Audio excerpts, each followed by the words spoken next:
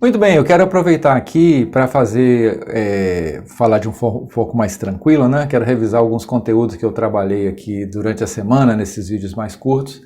E eu quero falar sobre essas questões então, né? Vou falar um pouquinho sobre o que mais importa, onde está a felicidade, por que a pressa, dificuldade no relacionamento, a posição de vítima, você tem valor e pois neles está o poder para assim fazer. São assuntos todos relacionados, né? Quando a gente considera aquilo que mais importa na vida, normalmente isso vai se associar à questão de onde está a felicidade, porque muitas vezes a gente está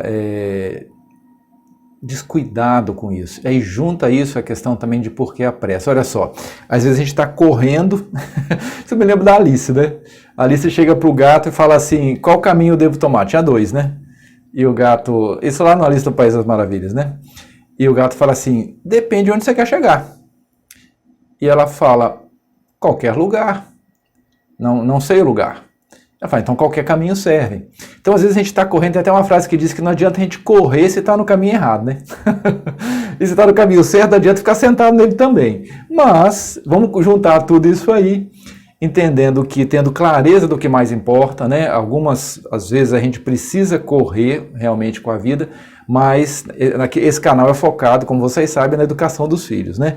Então, se tem valor esse processo, essa relação, né, que você tem com o teu filho, talvez algumas carreiras que a gente dá profissional, né, ou acadêmica, podem ser administradas em certo tempo, né? É uma coisa que você que vai analisar, aqui é só para a gente pensar nisso.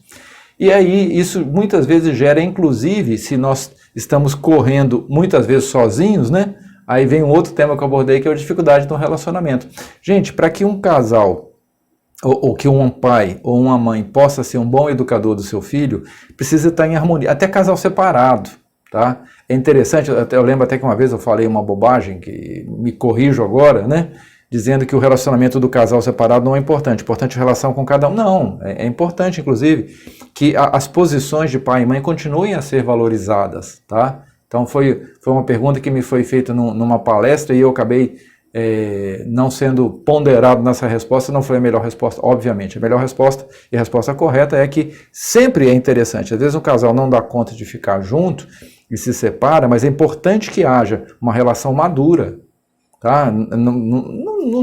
A gente quer, claro, que o casal fique junto, é o melhor, né? Mas se ficar junto tá tão sofrido que o melhor está separado, né? Vamos perdoar um ao outro dentro do que é possível, entender as limitações de cada um e trabalhar de forma que possa haver respeito, né?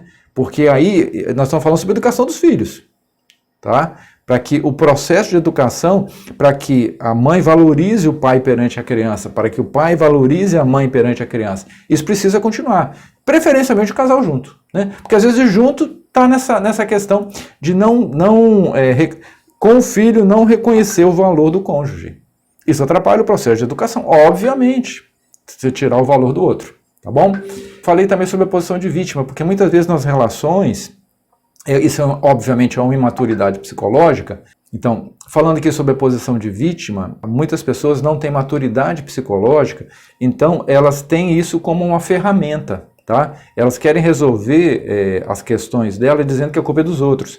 Obviamente isso tira o poder dela de resolver a própria questão. Por mais que seja uma posição poderosa na relação, porque se você não está atento a isso, você se sensibiliza com a vitimização, né, do outro. Oh, coitadinho, né, como sofre. Né? E aí tudo bem, ela consegue alguns ganhos com isso, mas também ela tira dela mesmo, se eu sou a vítima, eu tiro de mim o poder de resolver minhas coisas, porque a culpa é do outro. O que eu posso fazer? Então essa é uma ideia importante, tá bom?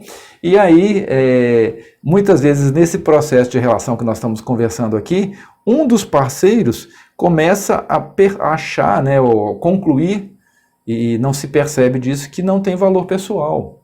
E tem, tá? Porque é culpado de tudo que o outro sofre. Oh, coitado, né?